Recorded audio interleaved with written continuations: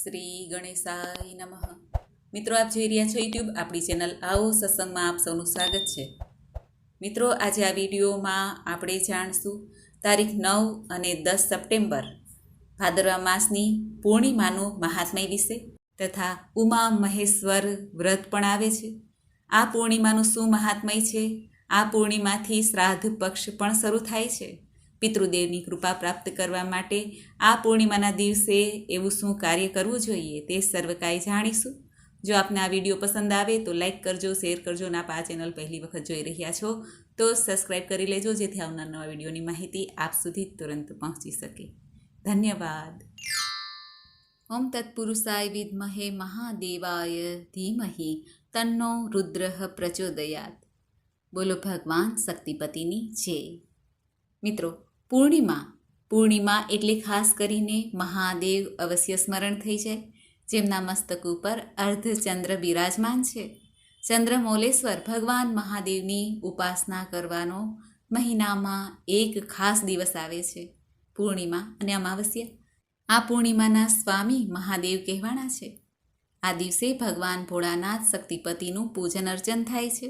અને એમાંય ખાસ કરીને જે 12 માસની પૂર્ણિમા છે તે દરેક પૂર્ણિમાનું કંઈ ને કંઈ મહત્ત્વ અને ઉપાસનાની વિધિ બતાવેલી છે. એમાં ભાદરવા માસની પૂર્ણિમાના દિવસે ઉમા મહેશ્વર વ્રત રાખવામાં આવે છે, જે સંતાન અને સૌભાગ્ય આપનાર આ વ્રત છે. આ વ્રત કરવાથી ભગવાન શક્તિપતિની કૃપા પ્રાપ્ત થાય તો દાંપત્ય જીવન સુખી થઈ જાય છે. અને આ પૂર્ણિમાનો દિવસ એટલે શ્રાદ્ધ પક્ષ પણ શરૂ થાય છે. પૂર્ણિમાનું શ્રાદ્ધથી લઈને અમાવસ્યા સુધીનું જે 16 દિવસના શ્રાદ્ધના દિવસો હોય છે, આ 16 દિવસ વર્ષમાં એક વખત જે આપણે પિતૃનું ઋણ કર્જ ઉતારવા માટેના ખાસ દિવસો છે. પિતૃઓને પ્રસન્ન કરવા માટે શ્રાદ્ધ કર્મ કરવાના જે દિવસો છે તે પણ આ પૂર્ણિમાથી શરૂ થાય છે. શ્રાદ્ધ એટલે શ્રદ્ધાપૂર્વક આપણે જે કાંઈ અર્પણ કરીએ છીએ આપણા પિતૃદેવતાને, તે શ્રાદ્ધ કહેવાય છે. પૂર્ણિમા એટલે માતા લક્ષ્મીને પણ અર્પણ છે. આ દિવસે લક્ષ્મી નારાયણનું પૂજન કરાય છે. ઘરમાં સુખ, સમૃદ્ધિ, આરોગ્ય અને સૌભાગ્યની પ્રાપ્તિ થાય છે. ભગવાન સત્યનારાયણની વ્રતકથા સાંભળવાનો મહિમા પણ છે.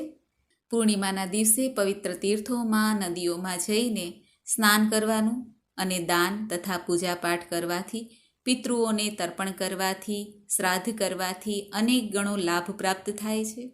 ભાદરવા માસની પૂર્ણિમાનું મહત્ત્વ જ અલગ છે. આ ભાદરવા માસની પૂર્ણિમાના મુહૂર્ત વિશે સૌપ્રથમ આપણે જાણી લઈએ કે પૂર્ણિમાની તિથિ ક્યારે આરંભ થાય છે. પૂર્ણિમાની તિથિ તારીખ 9 સપ્ટેમ્બર 2022 સાંજે 6:07 આરંભ થાય છે. આ પૂર્ણિમાની તિથિ સમાપન થાય છે 10 સપ્ટેમ્બર 2022 શનિવારે બપોરના 3:28. ઉદયાતિથિ પ્રમાણે પૂર્ણિમાનું વ્રત 10 તારીખે લેવાશે. એટલે કે આપણે જે પિતૃ શ્રાદ્ધ કરીએ છીએ, તર્પણ કરીએ છીએ, પવિત્ર નદીઓમાં સ્નાન, દાન, જાપ કરીએ છીએ, તે વ્રત કરનારે, ઉમા મહેશ્વર વ્રત કરનારે પણ 10 તારીખે વ્રત કરવાનું રહેશે. અને જે ભક્તો પૂર્ણિમાના ચંદ્રને જોઈને વ્રત કરે છે, ઉપાસના કરે છે, ચંદ્રદેવને અર્ધ્ય આપે છે, તેઓ 9 તારીખે વ્રતની પૂર્ણિમા છે ત્યારે વ્રત રાખી શકે છે. આમ તો પૂર્ણિમાનું વ્રત બંને દિવસે પણ રાખી શકાય. પૂર્ણિમાની પૂજાનું શુભ મુહૂર્ત છે બપોરના 11:50 લઈને બપોરના 12:49 સુધીનું. ચંદ્રોદયનો સમય છે સાંજે 6:49. આ દરમિયાન ચંદ્રદેવને કાચું દૂધ, તેમાં થોડીક મિશ્રી એટલે કે સાકર તથા લાલ પુષ્પ અને ચોખા નાખીને, કંકુ નાખીને અર્ધ્ય અપાય છે. ચંદ્રદેવની ઉપાસના કરવાથી મન દ્રઢ થાય છે. ચંદ્રદેવ માતાના કારક હોય, માતા સંબંધી કોઈ સમસ્યા હોય તો તેનું સમાધાન મળે છે અથવા તો માતાથી પ્રેમ પ્રાપ્ત થાય છે. આ ઉપરાંત મન પણ મક્કમ રહે છે, મનોબળ સારું રહે છે. ચંદ્રદેવની ઉપાસના કરવાથી જીવનમાં રહેલ ચંદ્ર સંબંધી કોઈ દોષ હોય, કુંડળીમાં કોઈ દોષ હોય, વિષયોગ હોય કે ચંદ્ર નીચનો હોય, અશુભ સ્થાનમાં બિરાજમાન હોય, ચંદ્ર સંબંધી કોઈ રોગ હોય, જળ સંબંધી કોઈ રોગ હોય, તે પણ શાંત થાય છે. માટે ચંદ્રદેવનું આજના દિવસે પૂજન થાય છે. પૂજન ન કરી શકાય તો માત્ર દર્શન પણ કરી શકાય છે, નમન કરી શકાય છે, એક આદર ભાવ છે. ધાર્મિક માન્યતા અનુસાર જેમનું મૃત્યુ પૂર્ણિમાના દિવસે થયું છે તેમના માટે આજના દિવસે શ્રાદ્ધ તર્પણ થાય છે. શ્રદ્ધાપૂર્વક સર્વપિતૃ અમાવસ્યાના દિવસે પણ શ્રાદ્ધ થાય છે. જેમને ખબર નથી કે પોતાના ઘરના સદસ્યો કઈ તિથિએ સ્વર્ગવાસ થયો તેઓ સર્વપિતૃ અમાવસ્યાના દિવસે પણ શ્રાદ્ધ કરી શકે છે. અને જેમને ખ્યાલ છે કે પૂર્ણિમાના દિવસે સ્વર્ગવાસ થયો છે તેવા લોકો આજે તેમના પિતૃ માટે શ્રાદ્ધ તર્પણ દાન પુણ્ય અવશ્ય કરે. આમ કરવાથી ગયેલા પિતૃઓને સંતોષ પ્રાપ્ત થાય છે, તેઓ આશીર્વાદ આપે છે. પૂર્ણિમાની આ તિથિ કલયુગના પાપોને હરનાર સત્યનારાયણનું વ્રત કરવાથી પણ પિતૃદેવતાના આશીર્વાદ પ્રાપ્ત થાય છે, ઘરમાં સુખાકારી રહે છે. સત્યનારાયણ ભગવાનની કથા સાંભળવાથી મોક્ષ ફળની પ્રાપ્તિ થાય છે. આ દિવસે ઉમા મહેશ્વર વ્રત કરવાથી પણ સુખ સમૃદ્ધિની પ્રાપ્તિ થાય છે, ભગવાન મહાદેવની કૃપા પ્રાપ્ત થાય છે. આવો આપણે જાણી લઈએ કે ઉમા મહેશ્વર વ્રત રાખવાની વિધિ શું છે, પૂજન વિધિ શું કરવું. સુખ સૌભાગ્ય આરોગ્ય તથા સંસાર સુખ આપનાર ઉમા મહેશ્વર વ્રત આ ભાદરવા માસની પૂર્ણિમાના દિવસે રાખવામાં આવે છે. આ વ્રત સર્વે વ્રતોમાં શ્રેષ્ઠ માનવામાં આવે છે. ઉમા મહેશ્વર વ્રતનું પૂજન કરવાથી પૂર્વજન્મના પાપ શાપ દોષમાંથી મુક્તિ મળે છે, સુખી જીવન વ્યતીત થાય છે. આ ઉમા મહેશ્વર વ્રત તારીખ 10 સપ્ટેમ્બર 2022ના દિવસે ઉદયાતિથિ પ્રમાણે રાખવાનું રહેશે. આ ઉમા મહેશ્વર વ્રત કરનારે સૌપ્રથમ સવારે વહેલા ઉઠીને સ્નાન આદિથી પરવારીને સ્વચ્છ વસ્ત્ર ધારણ કરીને ભગવાન મહાદેવ અને દેવી શક્તિની પૂજા કરવાનું નિયમ લેવું જોઈએ. આ દિવસે શિવજીને જલ અર્પિત કરવું જોઈએ. પૂજામાં શિવજીને ફળ ફૂલ નૈવેદ્ય આદિથી પૂજન કરીને ચંદનનો લેપ કરાય છે. આંકડાના પુષ્પની માળા તથા સફેદ પુષ્પ પીળા પુષ્પ ધરાય છે અને ભગવાન મહાદેવને બિલ્વપત્ર અર્પિત કરાય છે. શિવજીની સાથે દેવી માતા પાર્વતીનું પૂજન થાય છે. પાર્વતી માતાજીને સુહાગની સામગ્રી ભેટ ધરાય છે. પાર્વતી માતાનું પણ ધૂપ દીપ નૈવેદ્ય આદિથી પૂજન કરીને શિવશક્તિની આરતી કરાય છે અને ત્યારબાદ બ્રાહ્મણોને દાન દક્ષિણા આપવી જોઈએ. આમ વ્રતનું સાદું સરળ રીતે પૂજન થાય છે. ત્યારબાદ આ ઉમા મહેશ્વર વ્રતની કથા અવશ્ય સાંભળવી જોઈએ. તો આવો મિત્રો આપણે સાંભળીએ ઉમા મહેશ્વર વ્રતની કથા. બોલો ભગવાન શક્તિપતિની જય. મત્સ્ય પુરાણ અનુસાર એકવાર મહર્ષિ દુર્વાસા શિવજીના દર્શન કરીને પાછા આવતા હતા. તે દરમિયાન તેમની મુલાકાત ભગવાન નારાયણ સાથે થઈ ગઈ. મહર્ષિએ શિવજી દ્વારા જે બિલ્વપત્રની માળા આપવામાં આવી હતી તે માળાને ભગવાન નારાયણને અર્પણ કરી આપી દીધી. ત્યારે ભગવાન વિષ્ણુએ પણ આ માળાને સ્વયં પોતે ગરુડજીના ગળામાં પહેરાવી દીધી. આ જોઈને દુર્વાસા ઋષિ ક્રોધિત થઈ ગયા અને બોલ્યા કે તમે ભગવાન શિવજીનું અપમાન કર્યું છે, માટે તમારી પાસે જે લક્ષ્મી છે તે ચાલી જશે અને તમે જે ક્ષીરસાગરમાં શયન કરો છો તે ક્ષીરસાગર પણ તમારી પાસે રહેશે નહીં. શેષનાગ પણ તમારી કોઈ સહાયતા નહીં કરે. આ રીતે દુર્વાસા ઋષિ ભગવાન નારાયણ ઉપર ક્રોધિત થઈને બોલ્યા. આ સાંભળીને ભગવાન નારાયણ દુર્વાસા ઋષિને પ્રણામ કરે છે. દુર્વાસા ઋષિના આ શાપમાંથી મુક્ત થવા માટે તેમને પૂછે છે. ત્યારે દુર્વાસા ઋષિ કહે છે કે તમે ઉમા મહેશ્વરનું વ્રત કરો, તેનાથી તમને બધી ચીજો જે મેં તમને કહી છે કે તમારાથી દૂર થશે તે તમને ફરી પ્રાપ્ત થઈ જશે. ત્યારે ભગવાન વિષ્ણુ ઉમા મહેશ્વર વ્રત કરે છે.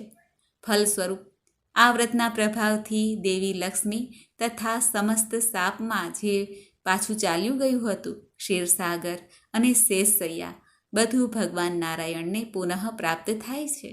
એવો મહિમા આ ઉમા મહેશ્વર વ્રતનો કહેવાનો છે કે જે કંઈ વસ્તુ ગયેલી હોય, આપણો સમય હોય, આપણી ચીજ વસ્તુ હોય કે આપણું કોઈએ છીનવી લીધું હોય તે આપણને પાછું મળે એટલો મહિમા આ વ્રતનો છે.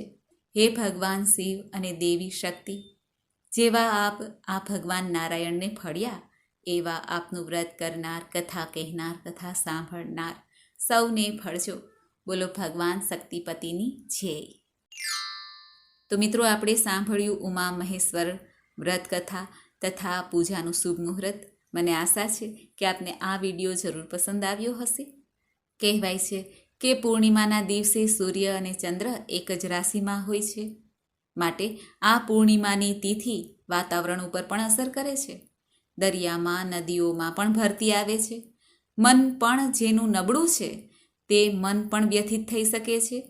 માટે આ પૂર્ણિમાની તિથિ કે જ્યારે ચંદ્ર પૂર્ણ કળાએ ખીલેલો હોય છે, ધરતીલોક ઉપર અમૃત વરસાવે છે, ત્યારે પૂર્ણિમામાં મન પણ વિચલિત થાય છે. વર્ષની 12 પૂર્ણિમા આવે છે. દરેક મહિનામાં એક એક પૂર્ણિમા આવે છે. એ પૂર્ણિમાનું પણ અલગ અલગ મહત્વ છે. જેમ કે કારતક મહિનામાં આવતી પૂર્ણિમા, જ્યારે પુષ્કર મેળો ભરાય છે, ભીષ્મ પંચક પણ હોય છે. માગસર માસની પૂર્ણિમા દત્તાત્રેય જયંતી આવે છે. પોષ માસની પૂર્ણિમા શાકંભરી જયંતી ઉજવાય છે. અને આ દિવસે ત્રિવેણી સંગમમાં સ્નાન કરવાનું પણ ઘણું મહત્વ છે. માઘ માસની પૂર્ણિમા સંત રવિદાસ જયંતી તથા ભૈરવ જયંતી પણ આવે છે. ફાગણ માસની પૂર્ણિમા એટલે હોળીનો મહાઉત્સવ.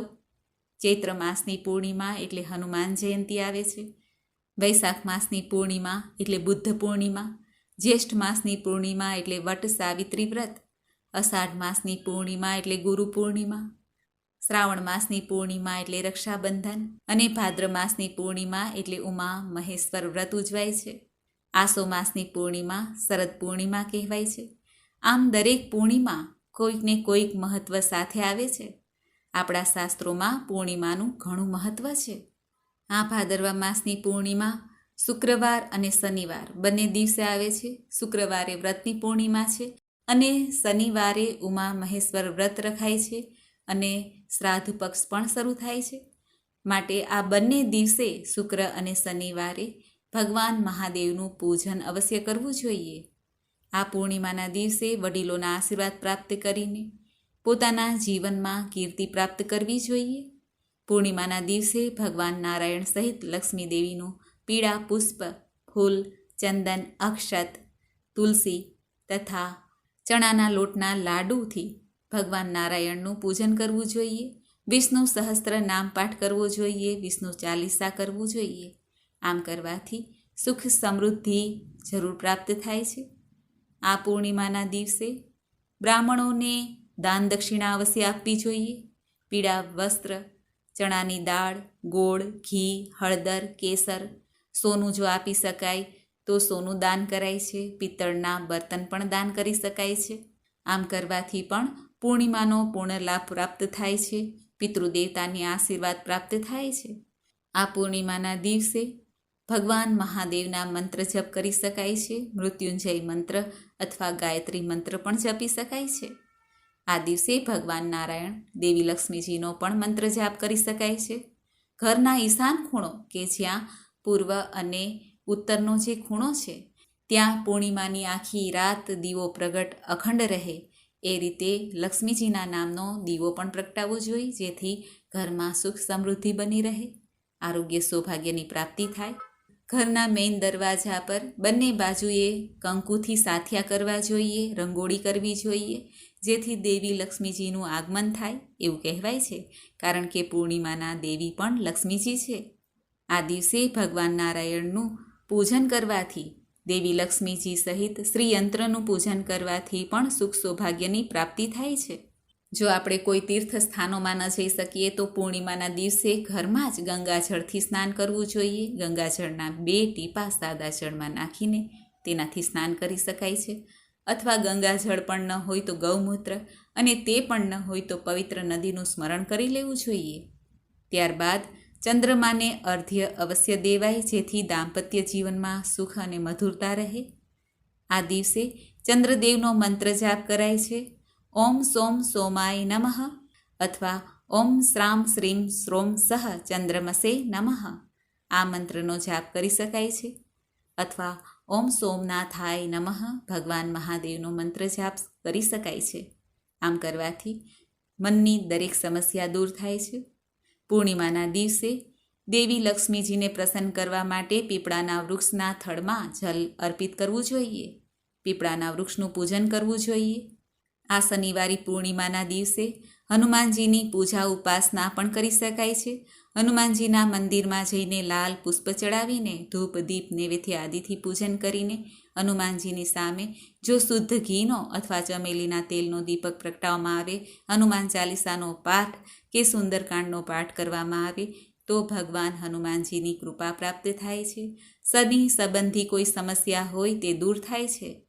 ભગવાન શનિદેવની પણ કૃપા પ્રાપ્ત કરવા માટે શનિવારી પૂર્ણિમાના દિવસે શનિદેવની શિલાનું પૂજન કરવું જોઈએ.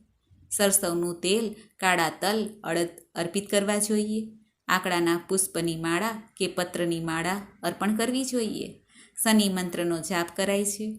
ઓમ નીલાંજન સમાભાસમ રવિપુત્રમ યમાગ્રજ છાયા માર્તંડ સંભૂતમ તમ નમામિ શનિશ્ચરમ. આ રીતે ભગવાન સૂર્યનંદન શનિદેવની કૃપા પ્રાપ્ત થાય છે. પૂર્ણિમાના દિવસે 11 કોડી લઈને તેની ઉપર હળદર ચડાવીને તેને લાલ વસ્ત્રમાં બાંધીને પૂજન કરીને આખી રાત લક્ષ્મીજી પાસે રાખીને સવારે તિજોરીમાં રાખવામાં આવે તો કહેવાય છે કે ધનમાં બરકત રહે છે. આ ઉપરાંત પૂર્ણિમાના દિવસે લક્ષ્મી મંદિરમાં જઈને સુગંધિત અગરબત્તી પણ અર્પણ કરાય છે. સમૃદ્ધિ ઐશ્વર્યની પ્રાપ્તિ થાય છે. સ્થાયી નિવાસ ઘરમાં થાય છે. વિષ્ણુ લક્ષ્મીજીની સાથે શિવજીનું પૂજન અવશ્ય કરવું જોઈએ પૂર્ણિમાના દિવસે. આ પૂર્ણિમાના દિવસે પિતૃનું તર્પણ કરવાથી પણ લાભ પ્રાપ્ત થાય છે.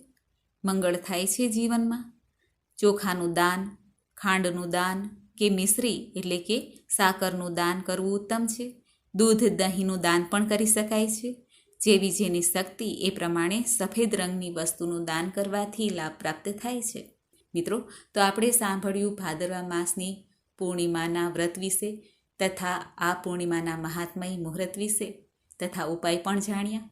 ભગવાન શિવ પાર્વતીની કૃપા પ્રાપ્ત કરવા માટેનો આ સર્વશ્રેષ્ઠ દિવસ છે. એવા ભગવાન ભોળાનાથને આપણે કોટી કોટી વંદન કરીએ.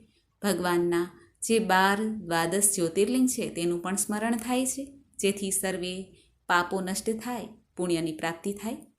સૌરાષ્ટ્રે સોમનાથમ જ શ્રીશૈલ મલ્લિકાર્જુનમ ઉજ્જૈન્યામ મહાકાલમ ઓમકારમ મમલેશ્વરમ પરલ્યામ વૈજનાથમ જ ડાકિન્યામ ભીમશંકરમ સેતુબંધે તુ રામેશમ નાગેશમ દારુકાવને વારાણસ્યામ તુ વિશ્વેશમ ત્રયંબકમ ગૌતમી તટે હિમાલયે તુ કેદારમ ઘુષ્મેશમ ચ શિવાલયે એતાની જ્યોતિર્લિંગાની સાયં પ્રાતઃ પઠે નર સપ્તજન્મ કૃતમ પાપમ સ્મરણેન વિનશ્યતિ. બોલો ભગવાન શક્તિપતિની જય. મિત્રો, મને સાંભળવા માટે ધન્યવાદ. આપ સૌને મારા જય શ્રી કૃષ્ણ.